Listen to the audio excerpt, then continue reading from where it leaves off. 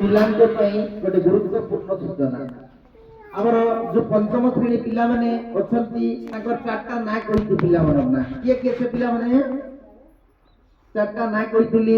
ସେ ପିଲାମାନେ ଆମର ନବୋଦୟ ପରୀକ୍ଷା ଦେବେ, ସେଥିପାଇଁ ସେ ପିଲାମାନଙ୍କୁ ନା କୁହା ହେଇଥିଲା, ସୂଚନା ବି ଦିଆ ହେଇଛି। ଏ ସୂଚନାଟା ଆମେ ଏସଏମସି ପାଖରେ, ପିଲାଙ୍କ ପ୍ରାର୍ଥନା ସଭା ପାଖରେ ଆଉ ଆମର ବିଦ୍ୟାଳୟ ନୋଟିସ ବୋର୍ଡରେ ଅବଗତ କରୁଅଛୁ। କାହିଁକି ନା ପିଲାମାନଙ୍କର ଯେମିତି ଯୋଉ ଇଚ୍ଛା ଥାଏ ଆଉ ବାପା ମାର ଇଚ୍ଛା ଥାଏ ମୋ ପିଲା ନବୋଦୟ ପରୀକ୍ଷା ଦବ ଆଉ ସଫଳତା ଲାଭ କରିବ, ସେ ସ୍ୱପ୍ନକୁ ଆମେ ସାକାର କରିବା ପାଇଁ ଶିକ୍ଷକ ଭାବରେ ପ୍ରୟାସରତ। ତ ନିହାତି ଭାବରେ ଚାରିଟା ପିଲାର ଦସ୍ତଖତ ହେଇଛି, ତାଙ୍କର ଫଟୋ ବି ଆସିଛି।